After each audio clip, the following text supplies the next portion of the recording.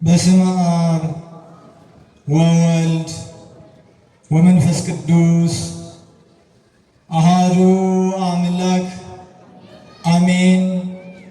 ክቡራን ሊቃውንተ ቤተ ክርስቲያን፣ አባቶች፣ ካህናት በየማዕረጋቸው፣ ሰባኪያነ ወንጌል ወንድሞቼ፣ ለተልእኮ ምስጢር የምትፋጠኑ ንጹሐን ዲያቆናት፣ ከዋክብተ ቤተ ክርስቲያን ምእመናን ወምእመናት እንደምን አደራችሁ? እንደምን ከረማችሁ? እንደምን ሰነበታችሁ? ልዑለ ባሕርይ እግዚአብሔር አምላካችን ስሙ ዛሬም ዘወትርም የተመሰገነ ይሁን። የእናታችን የቅድስተ ቅዱሳን የድንግል ማርያም የቅዱሳን ባለሟል አገልጋዮቹ ሁሉ ስም በሁላችንም አንደበት የከበረ የተመሰገነ ይሁን። እንደ እግዚአብሔር አምላካችን ቅዱስ ፈቃድ የምንማማርበት የትምህርታችን ርዕስ ዘተወልደ እመንፈስ መንፈስ ውእቱ የሚል ይሆናል። የዮሐንስ ወንጌል ምዕራፍ 3 ቁጥር 6 ላይ የምናገኘው የእግዚአብሔር ቃል ነው። ከመንፈስ የተወለደ መንፈስ ነው። የትምህርቱ ዓላማ በመንፈሳዊና ምስጢራዊ ልደት ከሥላሴ የተወለድን የእግዚአብሔር የስሙ ቀዳሽ የክብሩ ወራሽ ልጆቹ ስለሆንን የመንግሥቱ ወራሾች ለመሆን እንድንበቃ ልጅነታችንን አጽንተን በሃይማኖት ተግተን ምግባር ሰንተን እንድንኖር ማስገንዘብ ነው። በግሰተ ሥጋ ከአባታችን አብራክ ከእናታችን ማኅፀን እንደምንወለድ እንደተወለድን ሁሉ በረቂቅ አካል ከአብራከ መንፈስ ቅዱስ ከማኅፀነ ዮርዳኖስ የተወለድን የእግዚአብሔር ልጆች ነን ምእመናን። በዮሐንስ ወንጌል ምዕራፍ 3 ከቁጥር 1 እስከ 12 በቅዳሴው ሥርዓት ላይ እንደተነበበው ጌታችን ይህን ትምህርት አብራርቶ አሟልቶ ምሳሌ ሁሉ ጨምሮበት በሌሊት ወደ እርሱ ለመጣው ለአይሁዳዊው ምሁር ሰው ኒቆዲሞስ ለሚባል አስተምሮታል። ትምህርቱ ምስጢረ ጥምቀት ይባላል። ከአምስቱ አዕማደ ምስጢራት አንዱ ምስጢር ነው። አንድ ክርስቲያን ሊያውቃቸው የሚገቡ የግዴታ ሊማራቸው የሚገቡ ሊረዳቸው ሁሌ ሊያስላስላቸው የሚገቡ አምስት አዕማደ ምስጢራት አሉ። እነዚህም ምስጢረ ሥላሴ፣ ምስጢረ ሥጋዌ፣ ምስጢረ ጥምቀትና ምስጢረ ቁርባን፣ ምስጢረ ትንሣኤ ሙታን ይባላሉ። ኒቆዲሞስ የአይሁድ አለቃ ነው። እልቅናው በሦስት ወገን ነው። በሀብት፣ በትምህርት፣ በሹመት የአይሁድ መሪ ፊት አውራሪያቸው ነው። ምሁረ ኦሪት ነው። የሕግ አዋቂ ነው። የሕግ መምህር ነው። ኒቆዲሞስ የጌታችን የአምላካችን የመድኃኒታችን የኢየሱስ ክርስቶስን የቃሉን ትምህርት የእጁን ተአምራት አይቶ ሌሊት ገሰገሰ። ጌታ ወዳለበት ወደሚያድርበት እሱ ወዳለበት መጣና ምስክርነት ሰጠ። ሁለት አይነት ምስክርነት ነው የሰጠው። እውነትም መምህር ነው። እንዲህ ነው ያለው። የመጀመሪያ ምስክርነቱ መምህር ሆይ አንተ የምታደርገውን ማድረግ የሚቻለው ማንም የለም አለ። እውነት ነው። እግዚአብሔር የሚሰራውን ስራ መስራት፣ እግዚአብሔር የሚያደርገውን ማድረግ የሚቻለው አንድስ እንኳ የለም። ሰማይና ምድርን የፈጠረ ዓለምን ፈጥሮ የሚገዛ ዓለምን አሳልፎ ለዘላለም የሚኖር እግዚአብሔር ብቻ ነው። ይህን ማድረግ የሚቻለው የለም። ኒቆዲሞስም ይህንን ተረዳ። ከተአምራቱ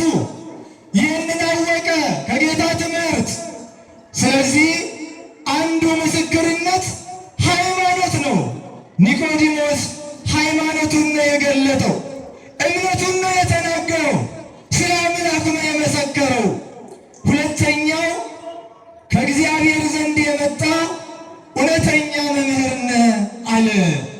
ምስጢረ ሥጋዌን ደግሞ ገለጠ። ከሰማየ ሰማያት መውረዱን፣ ከአብ ባሕሪም ባሕሪ መወለዱን፣ የአብ የባሕሪ ልጁ መሆኑን፣ ከሰማየ ሰማያት ወርዶ በአጭር ቁመት በጠባብ ደረት ተወስኖ ከድንግል ማርያም ወንጌልን አስተምሮ ዓለሙን ለማዳን መምጣቱን መሰከረ ኒቆዲሞስ። የእኛስ ምስክርነት ምን ያህል ይሆን? ኦሪታውያን እንኳ እንዲህ ይመሰክራሉ። ኒቆዲሞስ የመጣው በተአምራት ተስቦ ነው። ይልቁኑ ጌታ በሚያደርጋቸው ተአምራት እጅግ ተደንቋል። አሁን እኮ ተአምራት ሰምቶ ተአምራት አይቶ የመጣ ሰው እኮ ይኖራል። ሰው ሲመጣ አይቶ እኔ ስለምን ይቀርብኛል ብሎ እንደው ለወሬ የመጣም ሰው እኮ አለ። እግዚአብሔር ደግሞ በልዩ ልዩ ችግር የጠራው በደዌ በበሽታ በችግር በመከራ በረሃብ በሐዘን የጠራውም እኮ ሰው ይኖራል። በዚህ ምክንያት የመጣ ከእናት አባቱ ደግሞ ሃይማኖት ተምሮ ተረድቶ አውቆ የመጣም አለ። ብዙ ዓላማዎች አሉ፣ ብዙ መንጫ መንገዶች አሉ። ኒቆዲሞስ በተአምራት መጣ። ሁላችን ግን ለምን እንደመጣን ልናውቅ ይገባል። ምንድነው ያመጣን? ለምንድነው እዚህ የተገኘን? ለምን እንቆማለን? የሌሊት ቁሩን ችለን የመጣ ነው። ለምንድን ነው? ዝናብ እየመጣን ጭቃ እየተረጨብን ለምንድነው የመጣ ነው? ጎርፍ እያስቸገረ ምን ልናገኝ ነው? ኒቆዲሞስ ያገኘውን በትምህርታችን ውስጥ እናገኛለን። ኒቆዲሞስ በምልክቶች ተደንቆ ጌታ እንዲመሰክርለት ቢያመሰግነውም ጌታ ግን ስለ ተአምራት ምንም አላለውም። ስለ ድንቅ ስራዎች ምንም አልነገረውም። ይልቁኑ ሃይማኖት ነው ያስተማረው። ወገኖቼ ዛሬ ተአምራት ምልክት ፈላጊዎች ሆነን ብዙዎች ከሃይማኖታችን ፈቀቅ እስከ ማለት ደርሰናል። አንድ ጠበል ቦታ ላይ እንዲህ ያለ አጥማቂ መጥቷል፣ እንዲህ ያለ አጋንንት የሚያናግር አለ፣ አጋንንት የሚያስለፈልፋል። አጋንንት የሚያስለፈልፍ ራሱ አጋንንት ነው። ሰው ቅዱስ ከአጋንንት ጋር ምንም ጭውውት የለውም፣ ይገስጻል እንጂ። እንዲህ ያለ የመናፍቃን አዳራሽ ውስጥ እንዲህ ያለ ተአምራት ይደረጋል፣ ዓይን ይበራል፣ ሽባ ይተረተራል ሲባል ወደዚያ የሚጎርፍ አለ። ተአምራትን ሲያደንቅ ግን ኒቆዲሞስ ጌታ ይሄንን ምንም አልቆጠረለትም። ይልቁኑ ኒቆዲሞስ ስለ እግዚአብሔር መስክሮ ስለነበረ ጌታችን ወደ እግዚአብሔር መንግሥት ለመግባት የሚያስፈልገው ተአምራት ሳይሆን ሃይማኖት ነው፣ ዳግመኛ ልደት ነው አለ። ዳግመኛ ልደት ነው። ሰው ዳግመኛ ካልተወለደ በቀር የእግዚአብሔርን መንግሥት ሊያይ አይችልም። ስለ እግዚአብሔር ያውቃል። ይህ ሰው መስክሯል፣ አምኗል፣ ሃይማኖቱን ገልጿል፣ ምስክርነትን ሰጥቷል፣ አምኖም ወደ ክርስቶስ መጥቷል። የሚያጸድቀው የእግዚአብሔር ወገን የሚያደርገው የመንግሥቱ ዜጋ የሚያደርገው ግን ዳግመኛ ልደት ነው አለው። ኒቆዲሞስ በዚህ ተገረመ። ሰው ከሸመገለ ካረጀ በኋላ እንደገና ይወለድ ዘንድ ይችላልን? ዳግመኛ ወደ እናቱ ማኅፀን ገብቶ ሁለተኛ ይወለዳል እንዴ ብሎ ጠየቀው። ጌታችንም ሰው ከውሃና ከመንፈስ ካልተወለደ በቀር ወደ እግዚአብሔር መንግሥት ሊገባ አይችልም ብሎ መወለጃው ውሃ መሆኑን ነገረው፣ አስረዳው፣ አስተማረው። ዳግመኛ ልደት በግዘት በሥጋ ከእናት ማኅፀን መገኘት ከአባት አብራክ መወለድ አይደለም። ይልቁኑ ዳግመኛ ልደት በሚታይ ውሃ ተጠምቆ የሚገኝ የማይታይ የእግዚአብሔር ጸጋ የሥላሴ ልጅነት ነው። ይህም ቅድም እንዳልነው ሚስጥረ ጥምቀት ይባላል። በ40 እና በ80 ቀናችን ከአብራከ መንፈስ ቅዱስ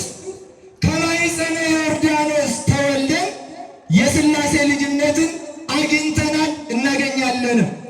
ሀብተ ወልድ ስመ ክርስትና ተሰጥቶን የስሙ ቀዳሽ የክብሩ ወራሾች ሆነናል።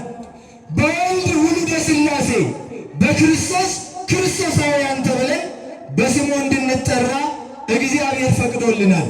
አባታችን ሆይ ብለን እንድንጠራ በማቴዎስ ወንጌል ምዕራፍ 6 ቁጥር 9 ላይ እናንተስ በምትጸልዩ ጊዜ እንዲህ ብላችሁ ጸልዩ፣ በሰማያት የምትኖር አባታችን ሆይ አቡነ ዘበሰማያት። ይሄ ልዩ ጸጋ ነው፣ ልዩ ስጦታ ነው። የሥላሴ ልጅነት፣ የእግዚአብሔር ልጅነት፣ የመንግሥቱ ወራሾች የመሆን ሥልጣን ተሰጥቶናል። ለዚህ ነው በስሙ ላመኑት የእግዚአብሔር ልጆች የሆኑ ዘንድ ሥልጣንን ሰጣቸው የተባለው በዮሐንስ ወንጌል ላይ። በብሉይ ዘመን የነበሩት ደጋጎቹ አባቶቻችን እነ አብርሃም፣ እነ ያዕቆብ፣ እነ ይስሐቅ፣ እነ ሙሴ፣ ሌሎቹም ደጋግ ነቢያት እነ ዳዊት ሁሉ ሳይቀሩ እግዚአብሔርን አቡነ ብሎት አያውቁም።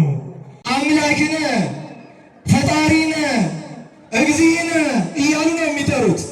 አምላካችን፣ ፈጣሪያችን፣ ጌታችን፣ ንጉሳችን እያሉ ነው የሚጠሩት። እግዚአብሔርን እኛ የምንጠራው ግን እንደ አባቶቻችን ሳይሆን እርሱ እንዳስተማረን አቡነ ብለን ነው።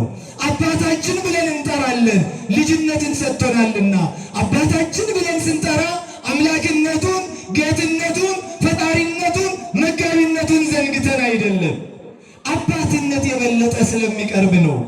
ልጆቼ ብያለሁ ስላለን አባታችን ብላችሁ ጥሩን ስላለን፣ ስለዚህ ልጆቹ እንሆናለን በምስጢረ ጥምቀት። ኒቆዲሞስ ትምህርቱ ከበደው፣ አሁንም ምስጢሩ ረቀቀበት። ፍጥረታዊ ሰው ምስጢራተ ቤተ ክርስቲያንን በቀላሉ አይረዳው። ለዚህ እኮ ነው ከነዚሁ መካከል አንዱ ምስጢረ ቁርባን መናፍቃንን የራስ ምታት ሆኖባቸው ቃሉን መስማት ራሱ ደዌ ሆኖባቸው ስቃይ የሚበሉት የሚቸገሩት፣ ጥምቀትንም የሚቃወሙት ስለማይገባው ይህ ለፍጥረታዊ ሰው ይከብዳል። አሁን ኒቆዲሞስ መምህር ነው፣ አዋቂ ነው፣ ነገር ግን ከበደው። ስለዚህ ጌታ ምሳሌ ሰጠው። ከነፋስ ተማር አለው። ነፋስ ወደሚወደው ይነፍሳል፣ ድምፁን ብቻ ትሰማለህ። ከየት እንደሚመጣ ወዴትም እንደሚሄድ አታውቅም። ሊቃውንት ነፋስ በምስራቅ 6 በምዕራብ 6 መስኮቶች አሉት። በየትኛው ገብቶ በየትኛው እንደሚወጣ ከአንዱ ከእግዚአብሔር በቀር የሚያውቀው የለም ይላል። እናንተ ታውቃላችሁ? ታውቃላችሁ እንዴ? እሺ ንፋስ ከየት ነው የመጣው? ወዴትስ ነው የሚሄደው? ንፋስ መኖሩን የምናውቀው መልኩን እንኳን አይተን አይደለም። ነፋስ መልክ አለው የለውም? አለው። ነፋስ እኮ መልክ አለው። ዓይናችን እንኳን እግዚአብሔርን እንኳን ቅዱሳንን እንኳን መላእክትን ማየት ቀርቶ ነፋስ እንኳን ማየት ስላልቻለ እስመ ነፋስ ጸሊም በአርአያው፣ ነፋስ መልኩ ጥቁር ነው። ጥቁሩን ነገር እንኳን ማየት አልቻልንም። አያችሁ፣ እዚህ የሚታይ አጠገባችን ይህን እንኳን አታይም አለ ከእግዚአብሔር የሚገኘው ግን። ነገር ግን ንፋስ መኖሩን እንዴት ታውቃለህ? ነፋስ ወደሚወደው ሲነፍስ፣ ባህር ሲገስጽ፣ ዛፍ ሲያወዛውዝ ሲያናውዝ ድምፁንም ትሰማለህ። በዚህ ነፋስ መኖሩን ታውቃለህ። ከእግዚአብሔር የሚወለዱትም ልደት ከሥላሴ የሚገኝ ልጅነት እንዲሁ ነው፣ ረቂቅ ነው አለው። ከሥላሴ የሚወለዱት ረቂቁ ልደት አይታይም። በዚህን ጊዜ ተወለደ፣ በዚህን ጊዜ አደገ እንኳን አይ። ሌላው ቀርቶ እኮ አዳም እንደው የኛው ረቂቁ ልደት ይቅርና ግዘፈ ሥጋውን ሲያገኝ የሚያውቀው ሰው አለ እንዴ? ከአፈር የተሰራ ጊዜ ያየው የለም? አዳም ራሱን አይቷል ሲሰራ። ስለዚህ ሰው ጥንተ ተፈጥሮውን እንኳን አያውቅም፣ አይረዳም። ረቂቅ ነው የእግዚአብሔር ስራ። እሺ እሱ ይቅር፣ ነፍስ ከሥጋችን ስትለይ ቅጽበቷን ማወቅ የሚቻለው ሰው አለ? ይቻላል እንዴ? ጸጥ ሲል እኮ ነው የምናውቀው። ስለዚህ ከሥላሴ የሚወለዱት ልደት ረቂቅ ነው፣ አይታይም። ከሥላሴ የተወለደ ጸጋ በዝቶለት ረድኤተ እግዚአብሔር አድሮበት ቋንቋ ሲናገር፣ ትንቢት ሲያናግረው፣ ሱባዔ ሲያስቆጥረው፣ ምስጢር ሲያስተረጉመው ይታያል። ምግባር ሲያሰራው ይታያል። ጻድቃንን ወደ ገዳም፣ ሰማዕታትን ወደ ደም ሲወስዳቸው፣ ምዕመናንን ሃይማኖት ምግባር ሲያሰራቸው ይታያል እንጂ መቼ እንደተወለዱ መቼ እንዳደረ ጸጋ እግዚአብሔር አይታወቅም። ከመጽሐፍ ቅዱስ ምሳሌዎችን መጥቀስ ይቻላል። ሀብተ ሙሴ በኢያሱ ላይ፣ ሀብተ ኤልያስ በኤልሳ ላይ ሲያድር አይታወቅም። ኢያሱ የሙሴ፣ ኤልሳ ያለ ኤልያስን ስራ ሲሰራ ብቻ ይታያል። ጸጋው አድሮባቸው ከሥላሴ የምንወለደውም ልደት ረቂቁ ልደት እንዲሁ ነው። ኒቆዲሞስ ይህ እንዴት ሊሆን ይችላል? አልገባው፣ ቸገረው። ለምን? ግራ ኦሪት ከለለው። ግራ ኦሪት ምንድን ነው? የኦሪት ድንቁርና መጋረጃ፣ ጥቁር መጋረጃ ማለት ነው። ፋሪሳዊነቱ ታገለው። ምንድን ነው? ይህ የማይታይ ረቂቅ ነገር በብሉይ ዘመን የለው። ታቦት ለእስራኤላውያን ለምን እንደተሰጠ ታውቃላችሁ? ታቦት ይታያል፣ ይዳሰሳል፣ ይጨበጣል። ጽላቱ ለምን እንደተሰጠ ልንገራችሁ። እስራኤላውያን በዙሪያቸው ባሉት አሕዛብ ቀንቶ እግዚአብሔርን ስላስቸገሩት ጣዖት ጠርበው፣ ድንጋይ ጠርበው፣ እንጨት አለዝበው ለዛ ይሰግዳሉ። ይጫሰሳል፣ ይጨበጣል፣ ይታያል። አካል ሰርቶለት ግዙፍ ነው፣ ግዑዝ ነው። የአሕዛብ አማልክት የሚዳሰሱ የሚጨበጡ ናቸው። ዓይን ያላቸው የማያዩ፣ ጆሮ ያላቸው የማይሰሙ፣ የማይራመዱ፣ ምንም እስትንፋስ የሌላቸው። እስራኤል አንዳንድ ጊዜ በዚህ በባዕድ አምልኮ በጣዖት አምልኮ ይወድቁ ስለነበረ የሚታይ የሚዳሰስ የሚጨበጥ ለአምልኮቱ የሚያገለግል ጽላትን ሰጠ እግዚአብሔር በሱ ላይ ሊያድር። ይህም ደግሞ እሱ በአምላክ እንዳልሆነ ጽላቱ አምላክ አለመሆኑ እንዲረዱ እግዚአብሔር በጽላቱ በታቦቱ ማደሪያ በድንኳኑ ዙሪያ ደመና እየጋረደ ያስተምራል። በዚህም አልረዳ ሲሉ እጅግ የሚታይ ነገር ፈጣሪ ገናና መሆኑን ስለት ስለነበረ በሕሊናቸው እግዚአብሔር በደብረ ሲና ተራራ ላይ አስደንጋጭ ነገር ለእስራኤላውያን አሳይቷል። የማክሰኞ ውዳሴ ማርያም ላይ ቅዱስ ኤፍሬም እንዲህ ይላል። ቃለ አብያው ዘወረደ እምደብረ ሲና ወወሀበ ሕገ ለሙሴ ወከደነ ሪሰደም በቂመ ወጢስ በጽልመት ወነፋስ ወበድምፀ ቃለ አቅርንት ይገሥጽ ለይቀውሙ በፍርሃት ይላል። በደብረ ሲና የወረደ የአበካላዊ ቃል ነው። ምን ያደረገ? የተራራውን አናት በጭጋግ በጢስ በደመና በጨለማ በሚነድ እሳት የሸፈነ ፈርቶ የቆሙትንም በነጋሪት ድምፅ የገሰጸ እሱ የአበካላዊ ቃል ነው ይላል። ኒቆዲሞስ የሚያውቀው እንዲህ ያለ ሃይማኖት ነው፣ እንዲህ ያለ እምነት ነው፣ እንዲህ ያለ ሕግ ነው የሚያውቀው። ረቂቁን የማይታይ የማይጨበጥ የማይዳሰሰውን አያውቅም፣ አይረዳም፣ አይገባውም። ፍጥረታዊ አስተሳሰብ ነው ያለው ገና። ስለዚህ ቸገረው።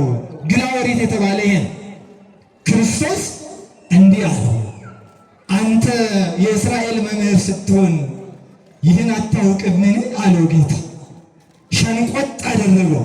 በሌሊት የመጣበትን ምክንያት ያውቃልና እንዲህ አለው።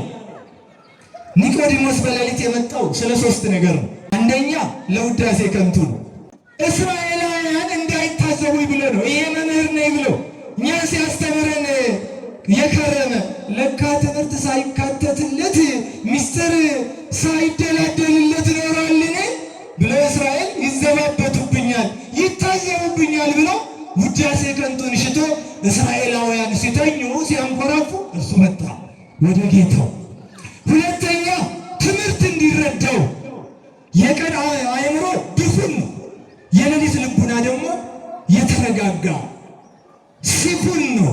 በተረጋጋ መንፈስ የእግዚአብሔርን ቃል መስማት ያስፈልጋል። ወገኖች አሁን እዚህ ቁጭ ብለው ጓዳውን የሚያንጎዳጉድ ሰው አይጠፋም። ቡናው እንዴት እንደሚቀርብ፣ ቀጤማው የት እንደሚገዛ፣ ስንት እንደሚገኝ፣ እቁቡ ደግሞ ሰዓት ይረፍድ ይሆን እንዲህ ያለ ልቡና እንዳይመጣበት ነው ኒቆዲሞስ። እኛም ከሱ እንማር። ሶስተኛ አይሁድን ፈርቶ ነው። እርሱ ክርስቶስ ጌታ ነው ብሎ የሚናገር ሰው ቢኖራ ከአለቆችም ቢሆን ከተርታው ሕዝብ ቢሆን ይሰደድ፣ ምኩራብ ከምኩራብ ይወገድ፣ ይሰደድ ብሎ ሕግ ሰርቷል፣ አዋጅ አውጀዋልና። ስለዚህ አይሁድን ፈርቶ ነው ሌሊት የመጣው። እኛ ሌሊት ለምንድን ነው የመጣነው? የፈራነው ነገር አለ ወይስ የፈለግነው ነገር አለ? መልሱን ለራሳችን ነው። ስለምን በዚህ ስለጨነቀው ስላልገባው ክርስቶስ ምሳሌም ሰጥቶት ስላልገባው ይሁላችሁ። ሰው በፍጥረታዊ አስተሳሰብ ብቻ፣ በምድራዊ እውቀት ብቻ፣ በራሱ ማስተዋል ብቻ፣ በቀደመ እውቀቱ ብቻ የሚመረከዝ ከሆነ ይወድቃል። ምርኩዙ አያሻግረው። አዲስ ነገር ለመስማት ቃለ እግዚአብሔር ሰርጾ እንዲገባ ልቡናን መክፈት ያስፈልጋል። ስለዚህ ይልቁኑ ወደ ጥልቁ ገባና እንዲህ አለው ጌታችን፣ ስለ ምድራዊ ነገር ቢነግራችሁ ካላመናችሁ ስለ ሰማያዊ ነገር ቢነግራችሁማ እንደምን ይገባችኋል? ምን ማለት ነው ይሄ? አሁን ስለ ጥምቀት አይደል ያስተማረው? በጥምቀት የሚገኝ ልጅነታችሁ ስነግራችሁ ካልገባህ በትንሣኤ ሙታን የሚሆነውን ልደታችሁን ቢነግራችሁስ እንደምን ይገባዋል? ይሄ ረቂቅ ነው። ምንድን ነው? በጥምቀት የሚገኝም ልደት ረቂቅ ነው። ትንሣኤ ሙታን በትንሣኤ ሙታን የሚደረገውም ልደት ረቂቅ ነው። ምን ይለየዋል ቢሉ ጥምቀት የሚታይ ነገር አለ። ካህኑ ጸሎት ሲጸልይ ውሃው ስርዓቱ የሚታይ አገልግሎት አለ። ትንሣኤ ዘጉባኤ ግን የሚታይ የለው። በንፋቀን ንቃዘ ትነውን በሚል ብቻ አፈፍ ብሎ ይነሳል ሁሉ። ይሄን እንዴት ልታምን ነው? ምስጢረ ጥምቀትስ ሳታምን ምስጢረ ትንሣኤ ሙታን ማመን ትችላለህ ወይ? አንድም ምስጢረ ጥምቀት ልጅነትን ሳታምን የእግዚአብሔርን መንግሥት እወርሳለሁ ብለህ ልታምን ተስፋ ልታደርግ ትችላለህ ወይ? በምድር የተደረገላችሁን ጸጋ እግዚአብሔርን በአኮቴት ተቀብላችሁ ስለተደረገላችሁ ካላመሰገናችሁ በሰማይ ለሚጠብቃችሁ የእግዚአብሔር ስጦታ እንደምን ልታመሰግኑት ትችላላችሁ? በዚህ ምድር አሁን ጤና ሰጥቶ አእምሯችንን ጠብቆ ምንም ኖሮ እንኳን ከባድ ቢሆን ጉሮሯችንን የሚያርስ ውሃ ያልነፈገን የምንተነፍሰውን አየር ያላሳጣን እግዚአብሔር። ስለዚህ ጸጋው ምንም እንኳ ሀገር በመከራ ውስጥ ብትሆን በሰላም ሌሊቱን አንግቶ ያሳደረን ቸር ውሎ ደግሞ ለነገው ተግባራችን እንድንነቃ ያደረገን እግዚአብሔር። ስለዚህ ጸጋው መቼ አመሰገናችሁ ነው እኮ የሚል። አመስግነናል ወገኖች። ስለ ብዙ ነገር እኮ እናማርራለን። ያመመው ስለ ሕመሙ፣ የተራበው ስለ ረሃቡ፣ የችግረው ስለ ችግሩ፣ እንቅልፍ ያጣው እንቅልፍ ስለ ማጣቱ፣ ስራ ያጣው ስራ ስለ ማጣቱ ያማርራል። ባካችሁ ክርስቲያኖች ወገኖች፣ ብዙ ጊዜ የሚጎዳን ነገር አለ። እኛ ሁሌ የምንቆጥረው ያልተደረገልንን የሌለንን። እስቲ ያለንን እናስብ መጀመሪያ። የትኛው ይበልጣል? ጫማ የሌለው ሰው ጫማ መግዛት ስላቃተው ሲያማር እግር የሌለው ሰው እኮ አለ። ልብስ መቀያየር የተሳነው ስለ ልብስ ውበት ፋሽን ማማረጥ ስላቃተው የሚያማርር ከሆነ አይደለም ልብስ ገላው የቆሳሰለ አካል የሌለው ሰው አለ። በቀን 2 ጊዜ ብቻ መብላቱ ሶስተኛ ባለመድገሙ የሚያሳዝነው ካለ በሳምንት 1 ጊዜ እንኳን የሚቀምስ የሌለው ሰው አለ። ይህን ማሰብ ያስፈልጋል። እግዚአብሔር አእምሯችንን ሰጥቶ ጤናችንን ጠብቆ ነው እንዴ ወገኖቼ። አሁን ኢትዮጵያ እንዳለችበት ሁኔታ ቢሆን ሁላችንም እኮ እዚህ አንገኝም ነበር። ጨርቅ ጥለን ባበድን ነበር። አይደለም ወይ ለማን ዋሽቻለሁ? ታዲያ ማን ነው ያረጋጋል? ታዲያ ማን ነው ያኖረን? ይሄ በዚህ ምድር የተደረገልን የእግዚአብሔር ጸጋ ነው። ይሄንን አምናችሁ ካላመሰገናችሁ መንግሥትን ስለሚሰጣችሁ ስለ ሰማያዊ ነገር እንደምን ልታመሰግኑኝ ትችላላችሁ? ዋናው ምስጢር ግን ምድራዊ ልደቴን ብነግራችሁ ካላመናችሁ ሰማያዊ ልደቴን ብነግራችሁ እንደምን ታምናላችሁ? ምንድን ነው? በሰማይ ተወለደ ጌታችን ቅድመ ዓለም፣ በምድርም ተወለደ ድኅረ ዓለም። ምን ይለየዋል ቢሉ የሚታይና የማይታይ ልደት ስለሆነ ቅድመ ዓለም ከአባት ያለ እናት ተወልዷል። ባህሪ ዘእምባሕሪ አካል ዘእምአካል መቀዳደም መከታተል ሳይኖርበት ምንም ግን የሚታይ የለም፣ ፍጡራንም የሉም የሚያዩት። ድኅረ ዓለም ደግሞ ያለ አባት ከቅድስት ድንግል ማርያም ከሥጋዋ ሥጋ ከነፍሷ ነፍስ ነስቶ በፍጹም ተዋሕዶ አምላክ ሰው ሰው አምላክ ሆኖ ተወለደ። በአጭር ቁመት በጠባብ ደረት ተወስኖ በምድረ እስራኤል ተመላልሶ ወንጌል ሲያስተምር ተአምራት ሲሰራ አጋንንትን ሲያስወጣ ታይቷል። ስለዚህ ነው የምድሩ ይቀላል ለመረዳት ብሎ ያላቸው። ይሄ ከከበዳችሁ ሌላውማ ረቂቁ እንዴት ይገባችኋል? ገብቷችኋል ወገኖች? ገብቷችኋል? ኒቆዲሞስ በአንዲት ሌሊት ምን እንዳገኘ ልንገራችሁ። በአንዲት ሌሊት አንደኛ ምስጢረ ጥምቀትን ተማረ፣ ሁለተኛ ምስጢረ ሥላሴን ተማረ፣ ሶስተኛ ምስጢረ ትንሣኤ ሙታን ነገረ ሕይወት ዘለዓለም ይባላል እሱን ተማረ። በአንዲት ሌሊት በአንዲት ሌሊት። እኛ በመላ ዘመናችን ቤተ ክርስቲያን መመላለስ ከጀመርንበት ጊዜ ጀምሮ ምን አውቀናል? ስለ ሃይማኖታችን ምን ተምረናል? ምን ተምረናል? ደጋግሜ እላችኋለሁ፣ ቢያንስ አምስቱን አዕማደ ምስጢራት እወቁ ምእመናን። ይህንን ቅዳሴም ስታስቀድሱ እኮ በመሃል ዲያቆኑ ያሳስባል አይደል? የሥላሴን አንድነትና ሦስትነት ለይተን እንወቅ ይላል እኮ አይደል? ምን የምንለው ከንፈር ነው የምንለው። ከንፈር ማዋጥ አይደለም። የሥላሴን አንድነትና ሦስትነት ማስተዋል ነው፣ ማመን ነው። ይሄ ደግሞ ካልተማሩ አይገኝም። ኒቆዲሞስ ይህን ተምሯል። እኛ በመላ ዘመናችን ቤተክርስቲያን ተመላልሰን ምን እንደተማር ልናውቅ ለራሳችንም መልስ ልንሰጥ ያስፈልጋል። እንግዲህ የተወደዳቸው የእግዚአብሔር ቤተሰቦች ከዚህ ሰው ሕይወት ምን እንማራለን ነው ቁም ነገሩ። ምን እንማራለን? ይኸውላችሁ ከኒቆዲሞስ ትህትና፣ ትጋት፣ ጽናት፣ ብልሃት፣ እምነትና ቆራጥነት እንማራለን። ይህ ሁሉ አለው። ኒቆዲሞስ ማለት በግሪክ አሸናፊነት ማለት ነው። የትሙ ትርጉም ራሱ የአንግላ ኦሪቱን አሸንፋለሁ፣ ፈሪሳዊነቱን አሸንፎ መጥቷል። ስለዚህ ትህትናን ከሱ መማር ነው። ምንድነው የኒቆዲሞስ ትህትና? ራስን ዝቅ ማድረግ፣ አላውቅም ማለት፣ መቅረብ። ሀብት አለው፣ እውቀት አለው፣ ሹመት አለው፣ ምሁር ነው፣ የሕግ አዋቂ ሀብታም ባለጸጋ ነው፣ ሹም ነው፣ ፈራጅ። ይሄ ሰው እኮ ነው ሌሊት የመጣው አልጋውን ትቶ ራሱን ዝቅ አድርጎ ለመማር ለማወቅ።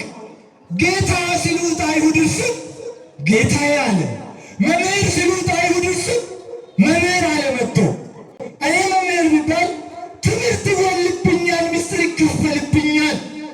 አንተ ግን ሁሉ የባህሪ ነው፣ የእውቀትም የምስጢራትም ምንጭ አንተ ነህ። ምስጢራት ራሱ አንተ ነህ፣ እውቀትም አንተ ነህ። ጥበብሰ መድኃኒነ ውእቱ ይላሉ ካህናቱ ቅዳሴው ላይ። ጥበብ ማን ነው? ጥበብ ማን ነው? ራሱ ጌታችን ኢየሱስ ክርስቶስ እኮ ጥበብ እሱ። ጥበብ ሰባት ቤት አዕማድ አቆመች፣ ቤቷን ሰራች፣ ድግስ ደገሰች፣ ፍሪዳዋን አረደች፣ ኑ ብሉ ኑ ጠጡልኝ ትላለች። ይኸው አሁን እየመገበች ነው። ጠዋት በሥርዓተ ቅዳሴው ላይ ቅዱስ ሥጋውን ክቡር ደሙን፣ አሁን ደግሞ ቅዱስ ቃሉን። ይህ እኮ ነው ጥበብ የደገሰችው፣ ጥበብ የተባለ ክርስቶስ። ስለዚህ እኔ ጥበበኛ አይደለሁም፣ አዋቂ አይደለሁም፣ መምህር አይደለሁም። ለሌሎቹ መንገድ ባሳይም እውነተኛው መምህር አንተ ነህ ብሎ በትህትና ራሱን ዝቅ አድርጎ ቀረበ። ትጋት፣ ጽናት ጊዜ አልገደቡ፣ በጊዜ አለመገደቡን ነው። ቀን ባይመችን ባይሆንለት ምንም ይሁን ምክንያቱ ምንም ይሁን ይኸውላችሁ በክርስትና ሕይወት ምክንያት አይደለም የሚያጸድቀው፣ ምክንያትን ማሸነፍ።